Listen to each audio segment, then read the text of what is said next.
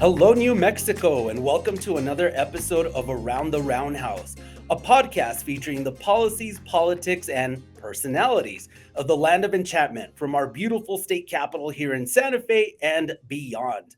My name is Daniel Chacón, and I'm the State House reporter for the Santa Fe New Mexican.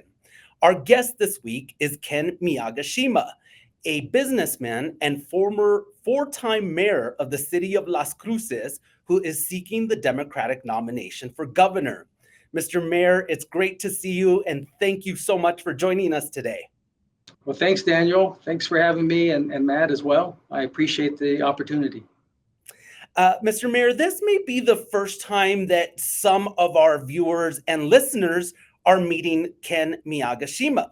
So let's get started with you telling us a little bit more about yourself. You were born at Keesler Air Force Base in Biloxi, Mississippi, if I'm not mistaken. That's correct. So my father was a career Air Force sergeant. He started in 1948 and retired in 1969. So he was Japanese American. My mom, Mexican and Apache, was born in Alamogordo, New Mexico. So my dad's first assignment was Haaland Air Force Base in 1948. He met my grandfather, Juan Gallegos, who was a contractor. You know, he liked my dad, and a year later invited him to the house to, for dinner. Meets my mom. Next thing you know, a couple years later, they get married and they start a family and they move all over the United States. And I'm the youngest, so that's how I was born in Keesler. And then as an infant, we moved to Vandenberg Air Force Base in 1963, and then he had to go overseas for a year during 68, 69, moved to Alamogordo. We stayed there for a couple of years because he had to finish his education, because he was actually interned in one of those internment camps. And so he only had a fifth grade education, but he was able to get his GED to join the military. And then he knew that he had to get his college degree. So he got a 2-year degree in Alamogordo, and then he moved to Las Cruces, and us, the family, in 1971, and got his degree, 4-year degree. And then we were supposed to move to Long Beach, but because my dad didn't really like I guess there was a lot of gangs back in Long Beach in the early 70s. He just thought it best that I grew up in Las Cruces, so that's how I ended up there. So I'm triracial. I'm married. I have 4 children. My wife Rosie's from El Paso, and so I was also a city councilor for 6 years and a county commissioner for 8 years before that. So 30 years in public office. And Mr. Mayor, before we move on to your life in politics, I'd like to ask you about your upbringing with a dad in the military. I imagine that he was a little bit strict, but what were some of the values that your parents instilled in you? Oh, you're absolutely right. We had to say yes, sir, no, sir, yes, ma'am, no, ma'am. Always had to be on time. And in fact, it's really genuine when you would see video, because they record there at city council meetings, regardless of who came forward, unless, they're teenagers, but I always address them as sir or ma'am. And I think you could tell they were a little bit puzzled, but that's just the way I was raised. And then my mom, strong Catholic, she raised us, a Catholic upbringing. And my grandmother, I call her Mama Conchita, of course they're deceased. She would talk to me in Spanish, and I could talk back to her in English, so it was kind of interesting. And so I grew up really with a great childhood. My dad served in the Army, and we always had high and tight haircuts. And like you, I grew up saying yes, sir, and yes, ma'am, and I still do it to this day. And I think it's a wonderful trait to carry forward. Absolutely. Mr. Mayor, you mentioned your time in the city council and then serving as a commissioner on the Doña Ana County Board of County Commissioners. But how did you get your start in politics? What motivated you to get started in the first place? Well, okay, so I'm going to go back to 1971. So when we moved to Las Cruces, we grew up in a small house, so it wasn't very big. It was technically a 2-bedroom, 1-bath house for 6 of us. And so I'm in my bedroom that I shared with my brothers, and I remember my second oldest brother, James, telling my mom and dad that he wanted to go to Vietnam. And so my mom starts crying. My dad says, well, just just do your job and don't try to be a hero. So I get all scared. And I remember at that time, Richard Nixon was running for re-election, and he said, re-elect me and I'll stop the war. So I told my dad, I said, I'm going to go campaigning for Richard Nixon, and so he can stop the war so that Jim doesn't have to, get hurt in Vietnam, because we actually lost friends or family members in Vietnam. If you were to ask me about 1968, that's a very interesting year. I learned a lot in 1968. But anyways, so that's really how I got started. And then later on in life, I've always, I think it was because Senator Domenici and Governor King would visit our elementary school. It really instilled in me that sense of wanting to serve somehow. And I remember in 8th grade joking with a couple of friends of mine, Leonard Hawkes and Tim Butler, and that, if I ever became governor, I want them to work for me or work with me. And lo and behold, they're both engineers. They're one's retired and one's still working. And, I joke about that from time to time, but, it's just been in my blood. And then a friend of mine, 1988, he was running for county commissioner. He almost won. And that gave me the fortitude to just say, you know what, if Jimmy could do that, I can do it. Jimmy Enriquez was his name. And so I thought, okay, 2 years later, I ran for the state house, almost won, but it was okay, because I didn't realize that it was going to, the commitment and the non-pay, so 2 years later, I ran for county commissioner in 1992. I was fortunate to get elected and then re-elected in 96, termed down in 2000, ran in 2001 for city council, won that. 2005 was unopposed, which was really, really nice. And then 2007, I was able to win the mayor's seat, taking on an incumbent, only won by 74 votes. He asked for a recount. I picked up 6 more, won by 80. And then I won 3 more successive 4-year terms. On that very point, you were, as you noted, elected mayor 4 times. So how do you translate that success at the municipal level into a statewide race, which this is your first statewide competition? Well, that's what that's our game plan. We were able to perfect a lot of things running our elections, and we put a lot of stuff together. And so we're trying to replicate that in various areas of the state. We'll see how successful it is. I hope that one of the media partners, whether it's yourself or Albuquerque Journal, does a poll in December like they did last year. But I'm confident if they do, we'll be in the running. I'm confident of that. Mr. Mayor, as you've hit the campaign trail, what are you hearing from voters? What do they want from their chief executive, from their state's chief executive? Couple things. One, they're really concerned what I'll refer to as a crisis in governance. Earlier you heard during that special session about medical malpractice reform, and the governor wanted to take some small steps, put these interstate compact agreements on the call. But you had a few key legislators, specifically senators, state senators, who didn't want to do that. And Daniel, we're the only state losing doctors. And for these 3 state senators to signal to the governor, hey, you know what, we're not supportive of it, and so she decides not to put it on the call, that's not right. And so you asked what I'm hearing. People are having a hard time finding a doctor, finding a doctor's appointment. I guess a lot of times they may have to go out of town. There are certain areas in the state that places are closing. It's a crisis. And that's something there that we have to address. And I think we have to address it really both from the governor's standpoint and some of these key legislators. I've dealt with this when I was mayor, even though it was, of course, a lot less. But it's the same issue. If I didn't have the support, the majority support, I can't move the city. Unlike Albuquerque and Santa Fe, they were strong form mayors. I'm a city council manager, mayor type of government. And so I have to somehow work with these council members and have them hopefully see, or at least the majority of them see my way on things. And I was fairly successful throughout the years. And it's going to take everything that I've got as governor to do the same in the Roundhouse. Mr. Mayor, you mentioned medical malpractice, and when you formally announced your run for governor in May, you promised to make medical malpractice reform your top priority.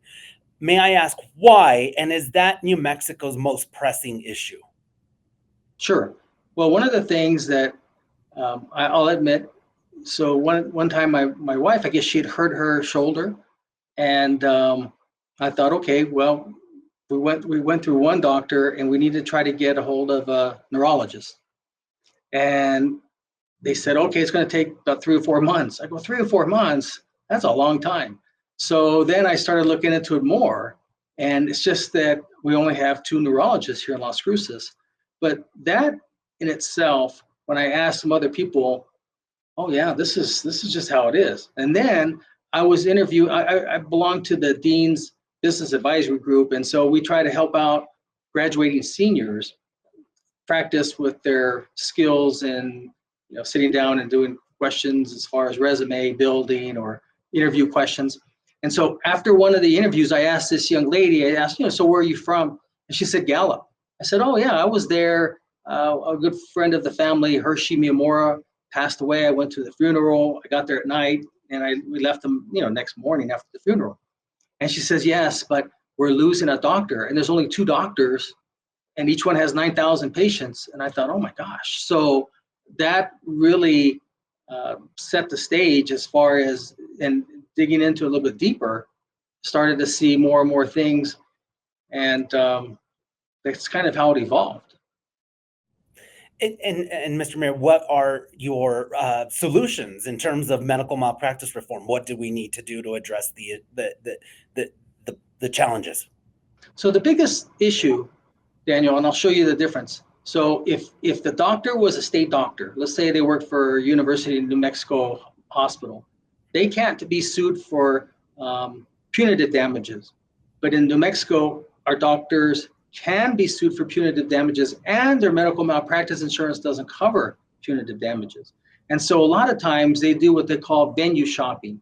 So let's say, for example, a situation happened in Carlsbad, New Mexico, but they feel that if they were to move it, say, to another part of the state that might be more friendlier towards these type of trials, they'll make a little contact with a lawyer up in, some other part of the state. I don't want to just say, because then they'll get mad, but some part of the state that might be a little bit more liberal. And then so they'll be able to have that trial moved over there, and we're talking millions of dollars in differences usually. So those are a couple things that need to be addressed.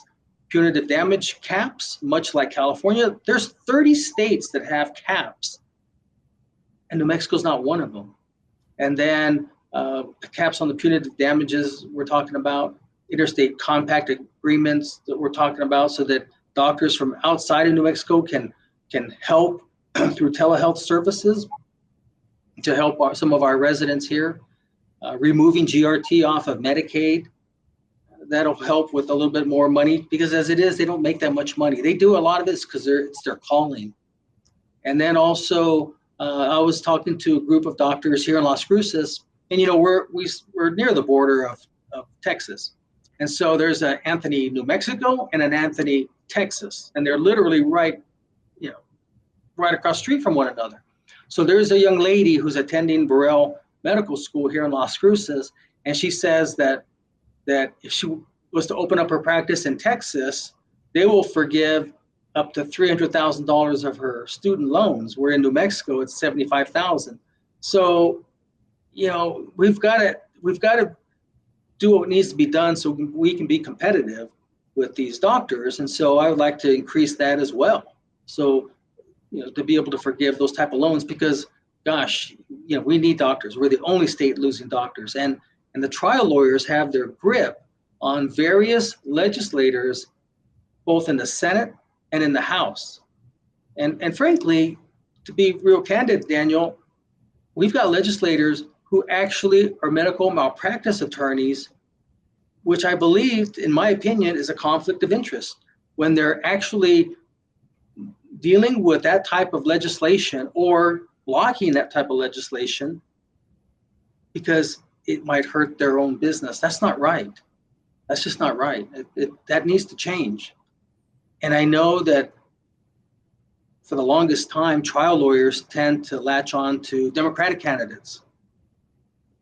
And I know I'm probably bucking the trend a little bit, but what needs to be done, and I'm just hoping that people understand that I don't like doing this, but we need to make sure that if we're going to move New Mexico forward, if we're going to bring doctors here, businesses here, people want to move here, they have to have good health care, they have to have good education, they have to have a good climate, and it has to be safe.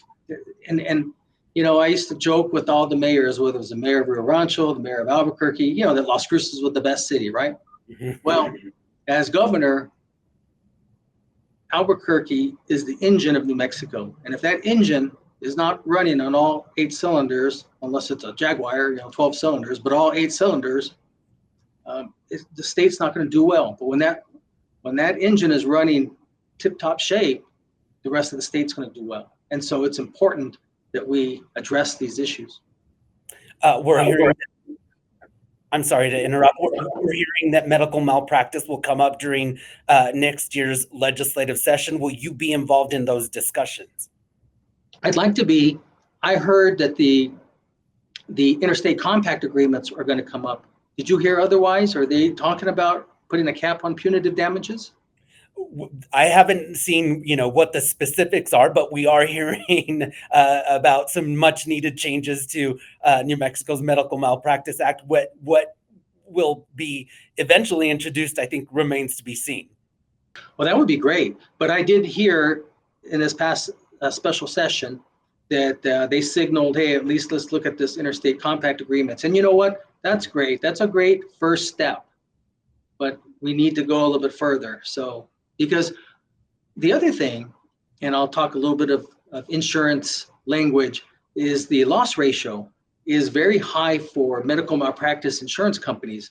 It's what they call, it's very high. It's almost for every dollar that they bring in, they spend almost $2 paying out. Well, as a business, you can't continue to do that. And so they're leaving. It's my understanding there's only 2 left. There used to be like 30 carriers. Now they're down to 2. And if we lose those, doctors aren't going to practice without insurance. And Mr. Mayor, insurance, I believe, is a topic that you know well, because I referenced earlier that you're a businessman, but you're in the insurance business, correct? So what I do is I don't sell insurance, and I've never sold medical malpractice insurance. What I do is I hire agency owners. Throughout the locations, we have roughly 49 agency owners in 18 cities in southern New Mexico, ranging from Lordsburg all the way to Hobbs and everything down. So what I do is I just kind of share with them some best business practices and help them kind of launch their business and get it going. Okay. Thank you for helping us understand that, because I didn't know that about you. Mr. Mayor, you mentioned medical malpractice reform. What are some of your other priorities if elected governor, and how do you plan to address them again if elected? So there's 2 mayors that are strong form that have the opportunity to hire the police chief. So that's Albuquerque and Santa Fe. All the rest of the cities usually are council manager type form, mayor, council form of government, which means that the city manager or town clerk, whatever how they refer to themselves as, they usually hire the police chief. So in the past, and I've lived it, that's why there was a time where they wanted to go back and maybe change Albuquerque to go from strong form to a council manager type form. I just said, listen, there were times where I would get with the city manager and say, you know what, we need to have maybe the police go in this particular area. And they would, and then all it takes, there's 7 members on our city council. All it takes is 4 members inadvertently or indirectly talking to the manager saying, I don't know why the police are being so tough on this particular area or crime or this and that. And one thing leads to another, and they pull back because the chief is hired, reports to the city manager. And so what I'm trying to get at is, reason for this explanation is I want to have a special unit within the state police to help those cities who request it. I'm not here to try to take a huge overreach with the state, but let's say, for example, Las Cruces might need it. There's some hotspots here that this special police department or special unit of the state police, we could set up certain sub stations and let the other officers do their regular patrolling, and this group can take care of that issue. Roswell, Albuquerque, there's certain areas there on Central Street that could be that could use it, and I'm sure other cities as well. And excuse me, and if they would rather have that money diverted to use for maybe to help residents on drugs or narcotics, whatever, then fine. If they don't need that extra help, then we can divert and give that money for those programs. So sorry to interrupt, Mr. Mayor. What I was going to ask you is that do we not already have that to some extent? And we've already seen it exercised by our current governor to deploy the National Guard to help communities that ask for help when they're struggling with, public safety issues. We've seen it in Albuquerque and most recently here in northern New Mexico and Espanola. Right. So I will say this, and I'm going to say it very carefully. So there is a law called Posse Comitatus law, which says military cannot be used as police, but I'm sure you've seen recently where Court of Appeals has granted that permission, but technically that's not the case. So, but what I'm talking about, Daniel, is basically a special Metro Police type force. It's a permanent. They're basically, and I was talking to some retirees of the New Mexico State Police that if because the legislature has allowed them to come back now as long as they don't add to their para, because if they do, then they got to stop their para, but they could actually work as a contract employee. And so this would be a special police department, Metro Police, to help cities throughout the state. And it would be made up of officers from that particular city. They wouldn't have to be sent to here or over there. And now, speaking of the National Guard, one of the other things that we could do is the National Guard, I'm sure they work 1 weekend a month and 2 weeks during the year. There are 3 military police units within New Mexico National Guard. And so I did an editorial on this. One of the things that everybody suffers, and it's a tragedy when we lose a police officer.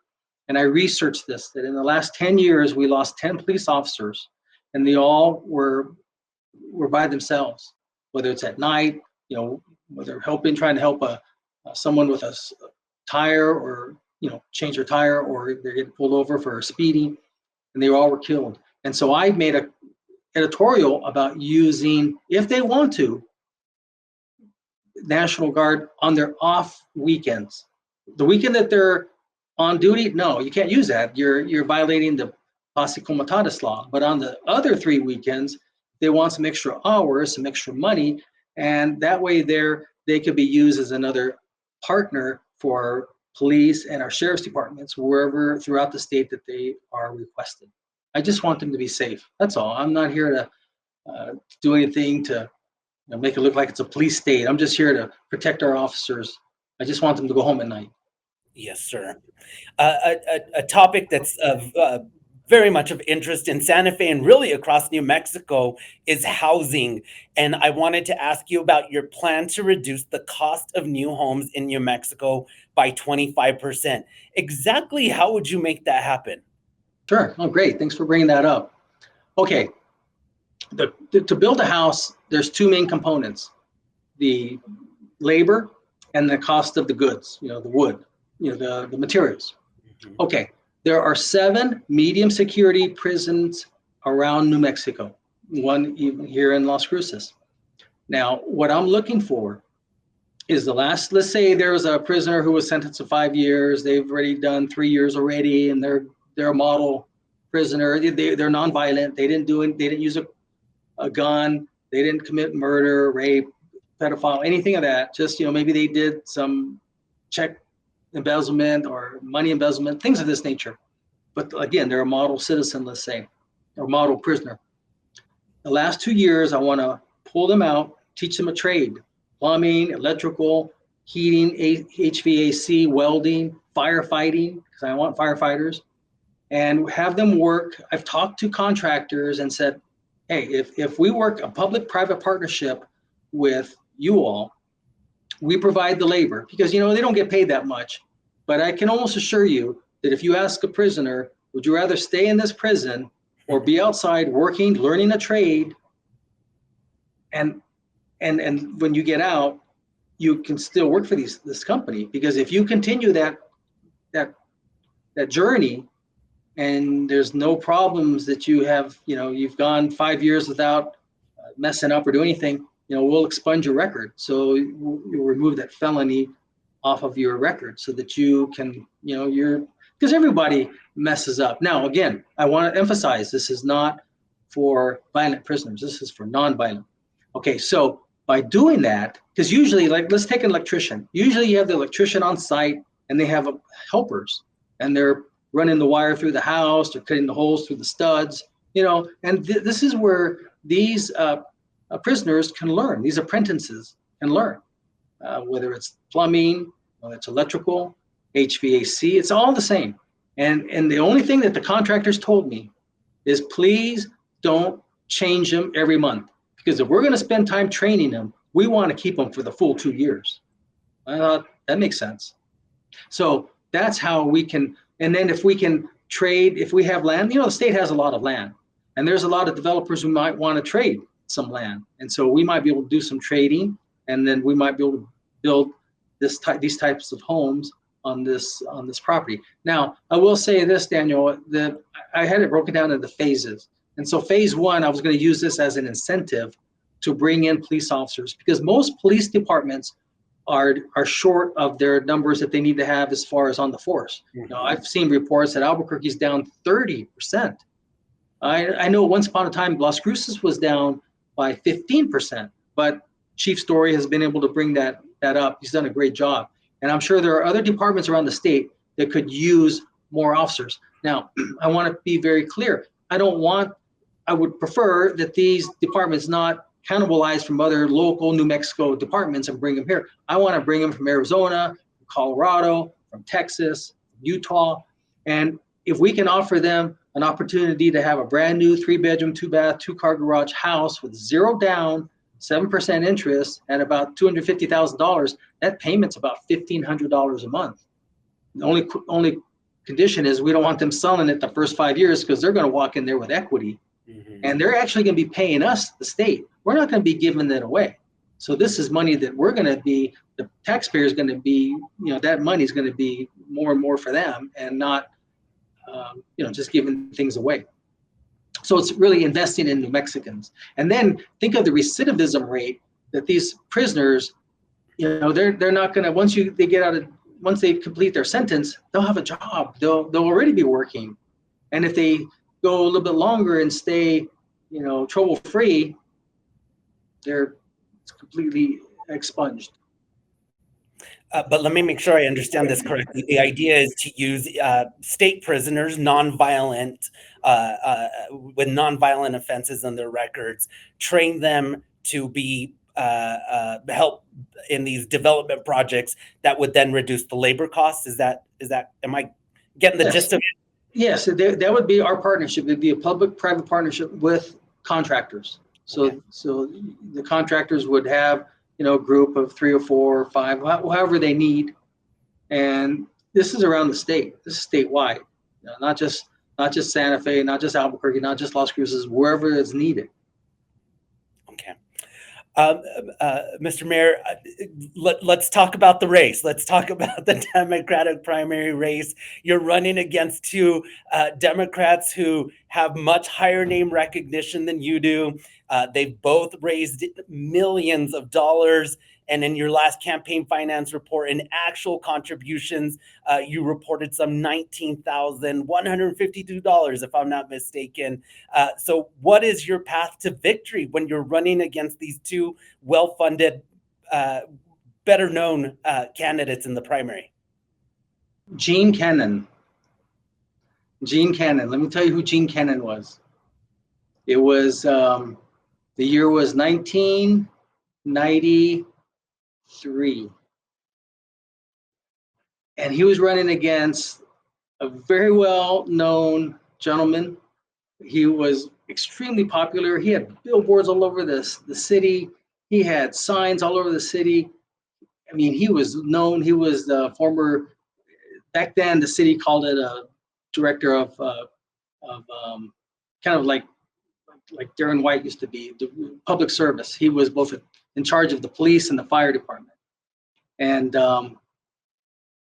I didn't even know who Gene Kennan was, and he beats him. Okay, so 2 years later, I'm a county commissioner. We're going to Washington. He's a city councilor. I'm a county commissioner. And I said, Gene, how did you beat? Oh my gosh, his name slips my mind. Tony. Oh my gosh, his first name is Tony. And he says, and he explained to me. He told me some of his things, and I thought, wow, that's fantastic. So that's I think of Gene often, because I agree. I mean, I know, but one of the things that, first off, the 19,000 was totally almost unsolicited. I mean, people just gave it to me. We're starting now to fundraise, and we already have in the last 3 weeks committed more than what I've already shown in, so we'll see. But remember that name on election night. They're going to say, Ken, how did you do this? I'm going to say, remember I told you, Daniel, Gene Kennan. Okay, but let's be realistic, Mr. Mayor. It takes a lot of money to run a statewide race. Deb Haaland, for example, is at a clear advantage, not only having statewide recognition, but she's a national figure. How do you compete with that? And I understand that you're saying, that your fundraising efforts are essentially just getting started. But my goodness, the June primary is not that far off. First off, that guy's name was Tony Gomez. Okay. Okay. So one of the things that I have to say, first off, I'm also a college professor. I teach personal finance at university, although I took a year off. I teach budgeting. Now, I have to admit, yes, Deb has raised a lot of money, some 6.5 million, but spent almost 4 million. I don't know on what. I've looked at those expenses, and it sure looks like it's spent on raising money to raise money, spending money to raise money. I don't know. Okay, that's good. I can tell you though, I'm confident in what we're doing.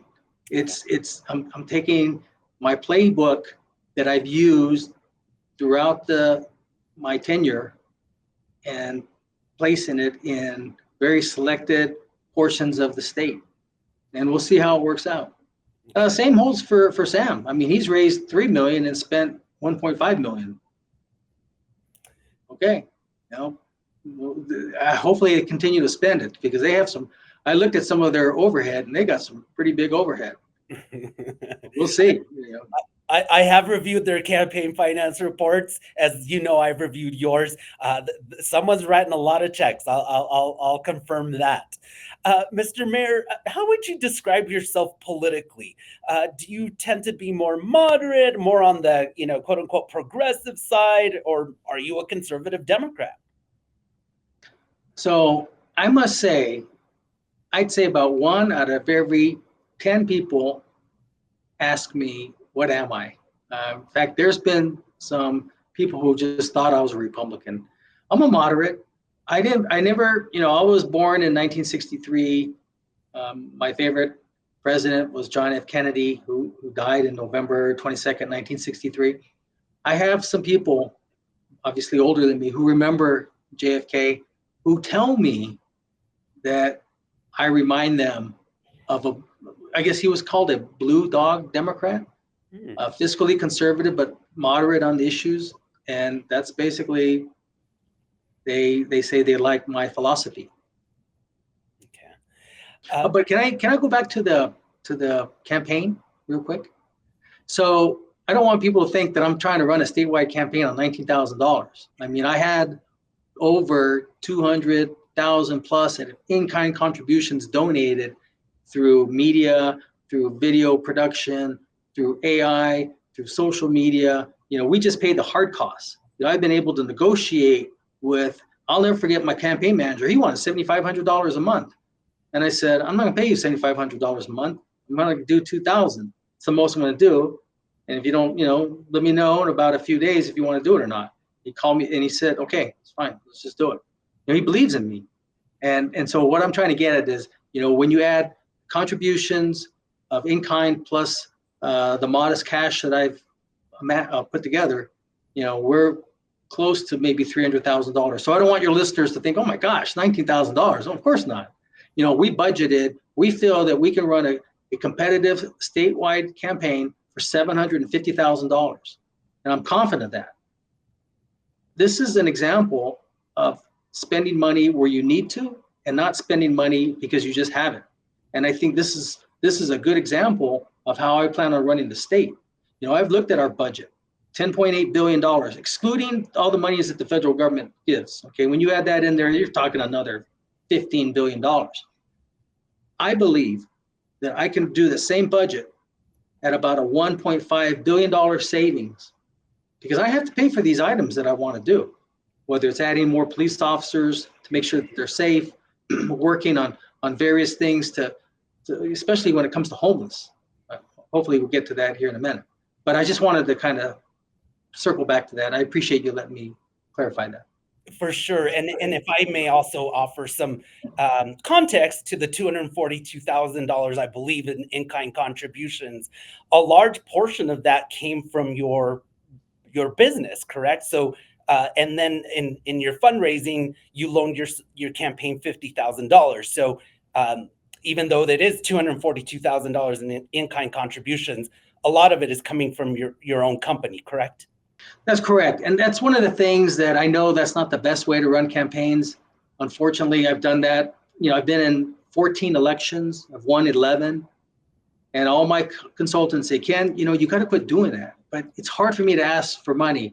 So if there are listeners who want to donate to kenfornewmexico.com, there's a little donate sign, donate sign there. I have my sign on the back. But it's hard, Daniel. I guess what I'm trying to say is I enjoy this. I enjoy helping people. I'm not here to, it's just a tough thing. And I know that that's wrong. Plus, I don't like to take money. When I was a county commissioner, if you did business with the county, I never took your money. You never could give me a contribution. You did business with the city, when I was a city councilor or mayor, same.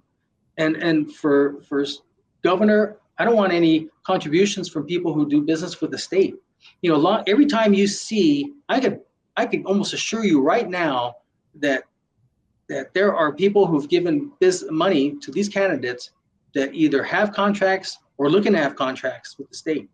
And we gotta break this cycle. I'm tired of being last in a lot of things that really we shouldn't be last in, and first in things that we shouldn't be first in. And a lot of it is because of this money influence, and that's not right. Okay. Mr. Mayor, last question around money, I promise.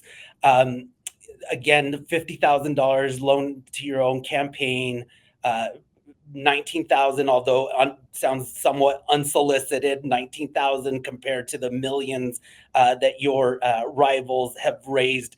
Some folks might see that as a sign of a struggling campaign. What would you tell them? No, we're not struggling at all. We're like a duck. You ever seen a duck on a pond? Just real cool, smooth, but on the bottom they're paddling like crazy. We've got a lot going on. I have a crew of almost 10 people, and a lot of them are volunteers. Some of them get paid a little bit, here and there, but they're doing it because they believe in me. And frankly, I love that. And so we're constantly busy. And so just remember the Gene Cannon and then the duck. Okay, so those two things. Okay, fair enough. Mr. Mayor, you wanted, it sounded like you wanted to talk about homelessness a little bit. What did you want? What do you want voters in New Mexico to know about your plans to address homelessness? Well, back in 2012, we were the 8th city in the United States to end veteran homelessness. Okay, now of course the Department of Defense had their certain guidelines on what that meant, but we were able to find any veteran who wanted a home or a place to live and got them off the street. I, I have to give credit to our director. She's still the director of the Community of Hope. And that has been every time when I would visit with our Region 6 HUD representative, there's like 6 regions, and I would take her to Community of Hope. They loved it. I mean, this is a campus that has a food bank, a soup kitchen, a health clinic, a place for children of homeless to learn, a place for showers. If there are some that want to make money that day, they would contract with the city. It's called mano a mano. They get paid as an independent contractor, and then also help them transition back into everyday life. And then if they are in the tent, they want to be in the tent. It's usually covered by three-sided structure to protect against the elements. They can move towards their own place. And so I wanted to replicate that throughout the state. I have to give credit to Mayor Keller's administration. I don't know how they come up with $70 to $80 million for homelessness. That's a lot of money. And I like to look at them as ours is Las Cruces is about 1/6 that of Albuquerque. For them to come up with that kind of money, hard money, that's a lot. That's a huge commitment. But a lot of cities don't have that kind of money, and I think that's really where the state has to work together with these cities and counties to make sure that our solutions are good. We may not be able to have a community of hope in every county, but if it's nearby, we can at least make sure that they have a place to stay, a clean bed to sleep in, food, a place to shower, and if they want help to transition back into society. Mr. Mayor, let's go back just to the overarching theme of this primary. Uh, what sets you apart from Deb Haaland and Sam Bregman? Why should voters pick you to lead, to be the at least to emerge the winner in the primary? What sets you apart? They're both good people. They both have had high positions, but they've never been a chief executive officer, such as or chairman of the board, such as myself. I've gone through when Mr. Trump dropped off our migrants. We dealt with that situation. We dealt with COVID. We dealt with a lot of issues and never had to reduce services. We never laid off anybody. I'm tested. I can do this. I've appointed judges. I've done the things that a governor does. I don't need any on-the-job training. And if you've ever met my wife Rosie, you're going to get like a 2-for-1. I mean, she's committed. She's great. She's my biggest supporter and greatest asset. And she's ready to help with her program, what she'd like to do to help get New Mexico back on track. So we had a former governor that was a district attorney, and they just tend to be focused on crime only. We're gonna put you in jail for this, or we're gonna put you in jail for that. There's a lot more than just putting people in jail. And then the other, that's a very important position, Secretary of the Interior, but it's just focused on one issue. There's a lot of issues. New Mexico has a lot, and if you stop to think about it, state reps and state senators, they're a conduit between cities and counties as to what they need. And I've done both. I've been chairman of the county commission a couple of years. I've been mayor of the second largest city in the state. This is something here that I don't need any on-the-job training. You as a resident of southern New Mexico probably know border issues certainly better than I do. But we've seen both Deb Haaland and Sam Bregman come out with a pretty fighting spirit, it seems like, with regard to what the Trump administration is doing on a variety of levels. What would be your approach to working with the Trump administration should you be elected? Yeah. So I was asked that question a while back while I was still in office. And what I explained to them was this, Mr. Trump is losing a great opportunity. Instead of sending migrants, removing them, what I would do is I would, have them make sure that we know all the information, make sure they're not criminals. If they are criminals, if they've committed a crime, yes, they're going to have to leave. But if they don't, they get a special ID number, tax number. They go back to their jobs where they're working. They'll be paying taxes. They'll be paying into a system that they probably will never use, and they'll keep the price of goods and services down. And then as time goes on, if they ever want to become a U.S. citizen, they're going to have to go back of the line 5 years, 10 years. That's up to Congress. But that's what I would do. But have we not tried somewhat of a similar approach, and haven't we seen the Trump administration take a harder stance? So I'm curious why you think that that Trump would have a change of heart. Well, there was actually an opening I saw when he was talking about in Iowa about some farmers.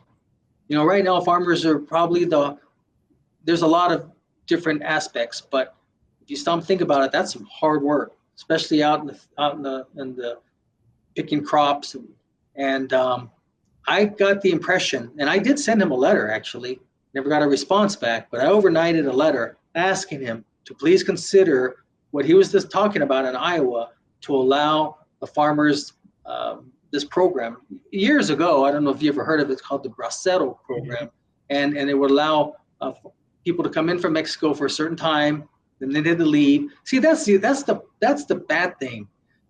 A lot of these people, they came here legally, and they're supposed to leave after 6 months, even if it's for 1 day, and then they can come back again. But they figure, oh, why do that? The moment they do that, they go from being here legally to being here unlawfully. You know what I'm saying? And if they can, they had an app before. Why can't they do that? Why can't they check in that way? There's things that need to be done. I don't think this approach that they're doing is right, and it's also going to raise prices of goods and services to our residents, not just in New Mexico but throughout the United States. So I guess what I'm trying to say is, one of the things that I would have over my opponents is I don't land blast him. And I'm confident that if I really wanted to, I could pretty close get the meeting with him. Okay.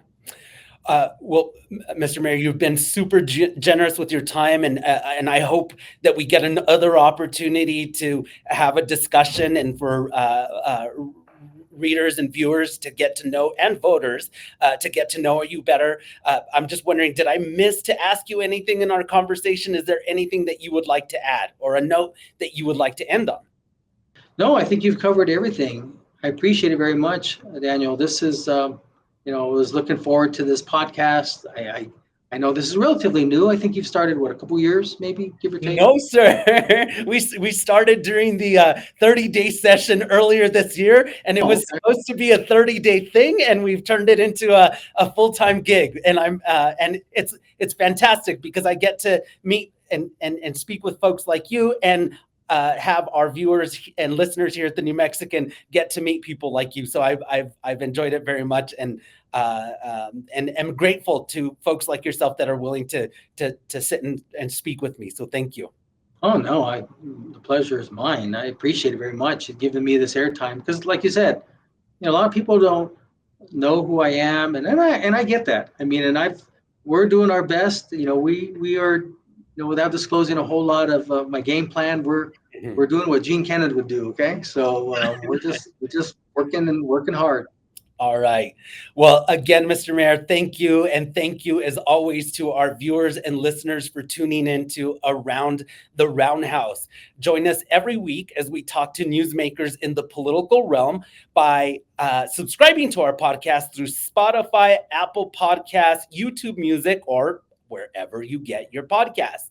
For the latest developments and our election coverage, follow us online at santafenewmexican.com, where you can also subscribe to our political newsletter, The Roundhouse Report. Until next time, I'm Daniel Chacón, and this has been Around the Roundhouse.